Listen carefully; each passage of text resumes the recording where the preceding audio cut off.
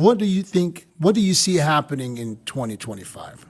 What's up guys and welcome. You are watching Fazi Fitness.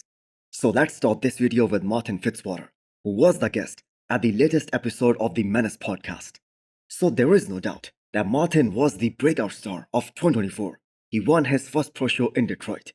He gave Nick Walker a very serious run for his money at the New York Pro. And then he placed top 4 at his Olympia debut, raising some serious arguments that he could have placed as high as top 3, beating the former Miss Olympia, Derek Lunsford, and finally winning Prague against Chris Bumstead, securing his Olympia spot for next year already. So of course he is in the limelight, and he's being talked about on every bodybuilding platform, especially when the topic of the Olympia 2025 comes up. So the most interesting question on this panel that was asked by Dennis James, and that was, where does Martin-Fitzwater sees himself at the Olympia next year, of course. And Martin handled that question in a great way. What do you see happening in 2025? I see myself moving up into that top 3. It's still who shows up the best on that day. So the biggest mistake that Martin can make at such an early stage in his career is trying to get too big too fast in order to chase Samson Dauda. Because of course Samson is the reigning Miss Olympia, and he weighs 300 pounds, and that too on the stage. And we have to keep in mind, Martin won't even be 250 on the stage, because he weighed in the low 230s at both the Olympia as well as in Prague, and he looked as big as any of these other guys because of his symmetry, his aesthetics, and the way he flows, so he cannot afford to ruin that. Now his second biggest strength, that is the condition that he's able to get in, and an argument can be made that Martin was overall one of the best peak guy at this past Miss Olympia. So Martin has a realistic goal to move into that top 3 at the Olympia next year.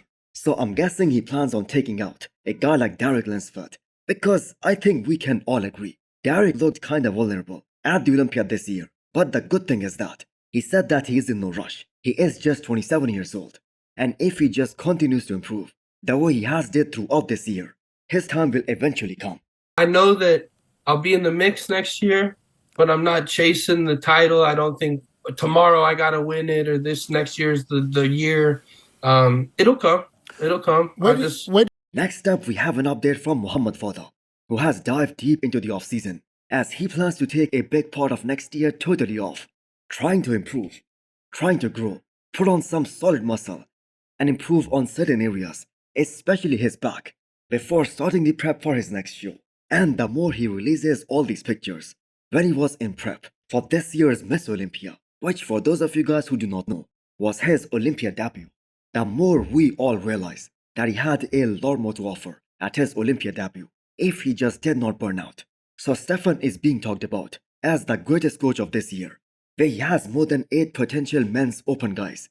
But he just wasn't able to do a good job with Arnold Foda at the Olympia this year.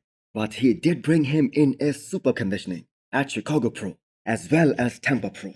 So the hype of a certain athlete in the pro bodybuilding, that is very short-lived. And Foda definitely lost his hype after not making an impact that he wanted to at his Olympia debut. But if you cannot see that, this is a world-class physique that is gonna win many shows in the future, then time is gonna tell you that you were mistaken. So Tyler Mannion was just so impressed with Arnold Foda when he won his first pro show in Chicago, that he mentioned that Foda and the size that he has, especially in the front shots, that will be awesome to see, especially in comparison to the second call-out Olympia guys. Too bad his conditioning as well as his peak, that wasn't good enough for the judges to consider him in the first 2 call-outs. But I believe he is gonna be back with a bang next year, and he is again gonna be on the Olympia stage. Next up, we have the 8 weeks post-Olympia physique update of Josema Beast, aka Jose Manuel. So it is kinda too early to say whether he is gonna do this upcoming Arnold or not. He might do that, because for Josema to stay within a striking range of his classic physique weight cutoff, he will have to seriously look into this fact. How big can he get during the off-season? So Josema Beast is just 23 years old. I think he was the youngest IFB pro on classic physique Olympia stage this year.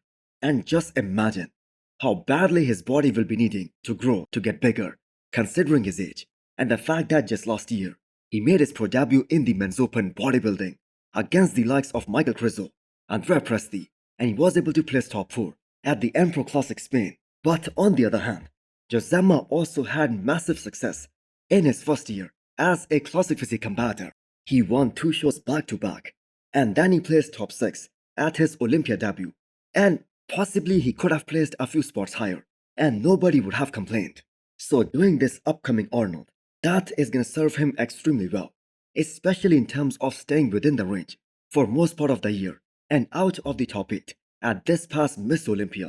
Only 2 guys have committed to doing this upcoming Arnold yet, and those are Wesley Wiesers and Michael De Bull, and Josema was able to beat both these guys at the Olympia this year.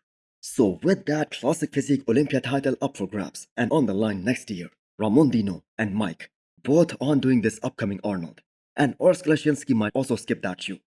Brian Ansley might do the 212, and Josema can be the highest ranked guy in this year's Olympia lineup. How many of you guys agree that in this picture, we have 2 of the greatest bodybuilding posers of all time, and also 2 guys who represent the true golden era of bodybuilding, the legendary Lee Labrada and Shawn Ray? They share a very good history together, as Shawn himself said that many times he looked up to Lee Labrada, and of course Lee Haney when he was up and coming, and Lee Labrada was one of the greatest bodybuilder for his weight. Now we know that physique will be just too small in this current era, but talk about highlighting your biggest strengths on the stage with the posing and presentation. Just have a look at Lee Labrada's posing routines. So a similar stat that Shawn Ray and Labrada share is that both these guys competed in an era of very dominant champions, and they placed second multiple times during their entire career. So what can I say about Shawn Ray's presentation on the stage? Absolutely perfect. All the bodybuilding fans have seen that 1999 Olympia presentation at one time or another, because that was so beautiful. And even a guy like Flex Wheeler, he publicly said that he would just play Shawn Ray's routines and try to copy them during the initial phase of his career. Now that is how good Shawn Ray was in his prime. He was one of those guys who had literally no weak shots, no weaknesses whatsoever. And I have got to say, Shawn Ray losing to Dorian Yates, especially in 1994 Miss Olympia, that will always be a subject for debate, as many think Dorian Yates with a torn bicep and not as crisp as he was in the previous year, he did not deserve to win that year. So Lee Labrada's prime physique, that is going to be small in this current era, but many bodybuilding experts, they believe Shawn Ray's physique in his prime, that would still be top 5 in any era of the sport. But do let me know what you guys think. And also hit the thumbs up button if you liked the video, and smash the subscribe button if you wanna come back for more. Thanks for watching.